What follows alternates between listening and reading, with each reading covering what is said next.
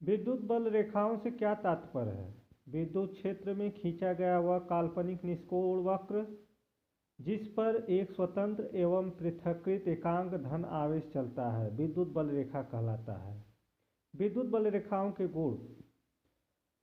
विद्युत बल रेखाएं धन आवेश से प्रारंभ होकर ऋण आवेश पर समाप्त होती हैं। पहला है विद्युत बल रेखाएं धन आवेश से प्रारंभ होकर ऋण आवेश पर समाप्त होती हैं, मतलब धन आवेश से चलती हैं विद्युत बल रेखाएं और ऋण आवेश पर क्या होती है, समाप्त होती हैं। और दूसरा है विद्युत बल रेखा किसी बिंदु पर खींची गई स्पर्श रेखा उस बिंदु पर विद्युत क्षेत्र की दिशा तथा उस पर लगने वाले बल की दिशा को प्रदर्शित करती है। मतलब विद्युत बल रेखा के किसी बिंदु पर, मतलब कोई विद्युत बल रेखा उसके किसी बिंदु पर खींची गई स्पर्श रेखा उस बिंदु पर विद्युत क्षेत्र की दिशा को उस बिंदु पर लगने वाले बल की दिशा को प्रदर्शित करती है। कोई भी तीसरा है गुण, विद्युत बल रेखा की तीसरा गुण है कोई भी दो बल रेखाएं आपस में नहीं काट सकती क्योंकि कटान बिंदु पर दो स्पर्श रेखाएं खींची जाएंगी जो उस बिंदु पर दो दिशाओं को प्रदर्शित करेंगी, जो असंभव है। और विद्युत बल रेखाएं बंद तथा खुले वक्रों में चलती हैं, चौथा है। पांचवा, समान दूरी पर इसी समांतर विद्युत बल रेखाएं एक समान विद्युत क्षेत्र को प्रकट करती हैं। देखिए धन आवेश। धन आवेश से विद्युत बल रेखाएं निकलती हैं, ऋण आवेश से की ओर जाती हैं। तो धन आवेश से विद्युत बल रेखाएं निकल रही हैं और निष्कोण वक्र है, मतलब बिना कोण बनाते हुए ये वक्र है।